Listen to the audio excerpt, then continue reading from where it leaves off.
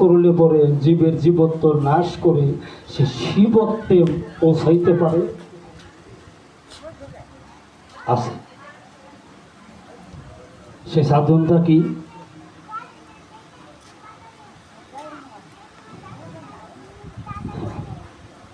উপর থেকে যদি কিছু বৃষ্টি যদি পড়ে ওটাকে বলা হয় বৃষ্টির ধারা, নাকি?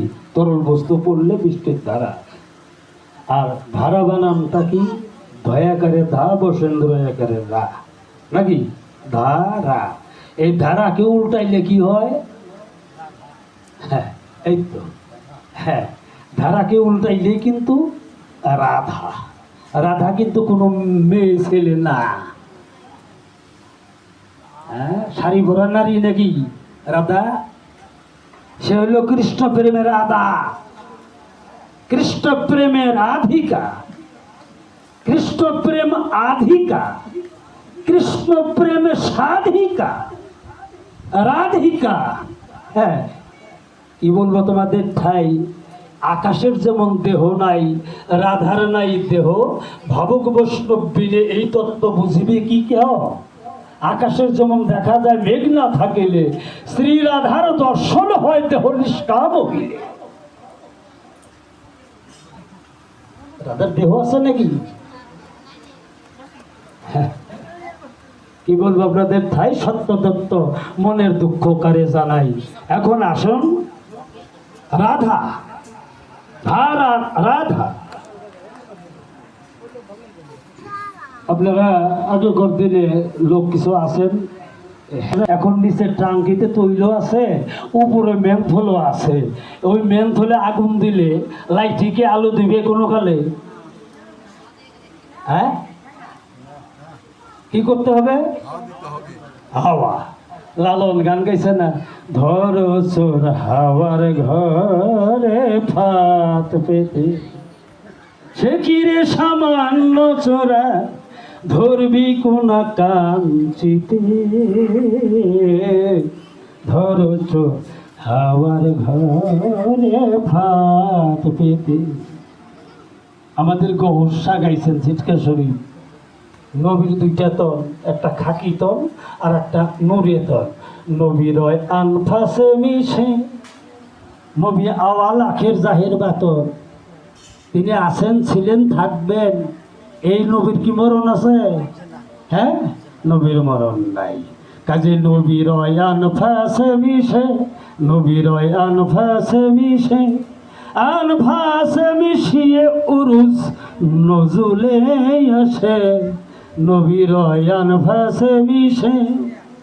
এই নবী যার জানতে বাসনা, মাহমুদা নগরে গেলে পাবি ঠিকানা।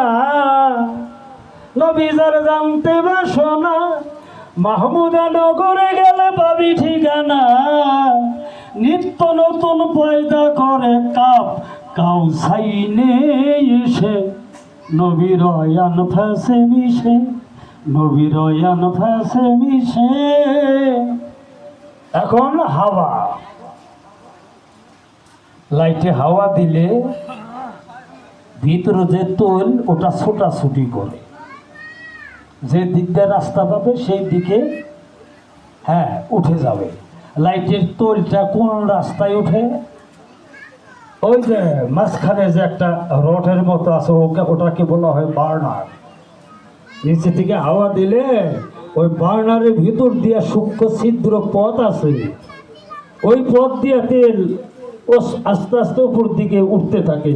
উঠতে উঠতে যখন তোল গিয়ে ওই মেন্থলে গিয়ে সাহায্য করবে, তখন লাইটে আলো দিলে, আরে আগুন দিলে লাইটে আলো দেবে ভূমণ্ডলে, নাকি?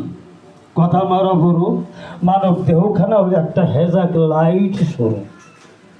তৈলে লাইটের তৈল যেমন নিচে টাঙ্কিতে, আমাদের তৈল নিচের টাঙ্কিতে। কোথায়? চতুর্তলে, কুলকুণ্ডলিনীর কুলে 3.5 ব্যাস দিয়া কুলকুণ্ডলিনী মহাশক্তি এই জীবাত্মাকে রেখেছে ধরিয়া। বুঝছেন? এখন হাওয়া দিবেন, বুঝছেন না? হাওয়া এই মানব দেহের ভিতরে হাওয়া দিলে পরে কি করবে, ওই যে কুণ্ডলিনী মহাশক্তি উনি আস্তে আস্তে প্যাঁচগুলো ছেড়ে দিবে। প্যাঁচ যখন ছেড়ে দিবে, জীবাত্মা যখন মুক্ত হবে, হ্যাঁ, তখন কি করবে, এই জীবাত্মা ইরা পিঙ্গলা সুষুম্না, হ্যাঁ, ওই সুষুম্নার সূক্ষ্ম ছিদ্র পথ দিয়া মাথা ঢোকায় দেবে। বুঝছেন বাবারে? এগুলা যদি অভ্যাস না থাকে, গুরুর কাছে যদি কেউ না যান, এই তত্ত্ব আপনার বুঝবার মতো কোনো কায়দা নাই।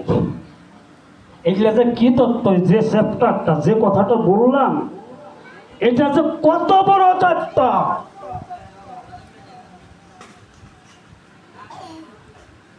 এ কথা বলে বাজান শেষ করার উপায় নাই।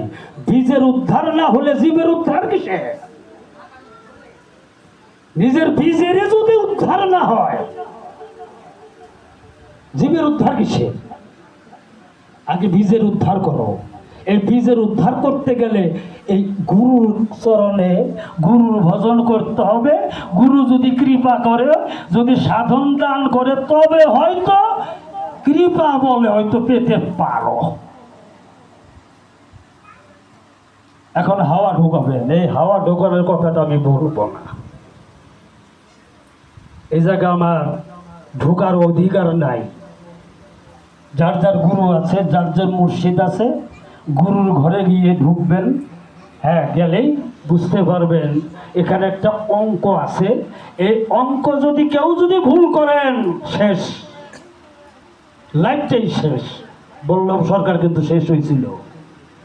ওনার যে আগের গুরু সানমান্দার, হ্যাঁ, সেই শ্রদ্ধেয় সুরেন্দ্র মোহন গোস্বামী, পরে ওই ওনার যখন বৃদ্ধ বয়স, বলল এই কর্মটা করার সময় ওনার প্রাণায়ামটা থেকে গেছিল, অসুবিধা হয়েছিল, মরে কি মরে। শেষ পর্যন্ত নিজে হস্তে ধরে সুরেন্দ্র গোস্বামী এই রাধা বল্লভ সরকারকে পূর্ণচাঁদ গোস্বামীর কাছে অর্পণ করে। এই যে প্রতিটা গানের ভিতরে পূর্ণচাঁদ কয়, বল্লভ রে তুই চাঁদের মধ্যে দেখবি চাঁদ। হ্যাঁ, এই যে গুরুরে সামনে রাখছে, ওনার ওনার আদেশ মতো চলে এই ভূমণ্ডলে রাধা বল্লভ সরকার শেষ পর্যন্ত সুস্থ হয়েছিল। কাজে এটা যার যার গুরুর কাছে জেনে নেবেন এই অঙ্কটা কি, বুঝছেন না?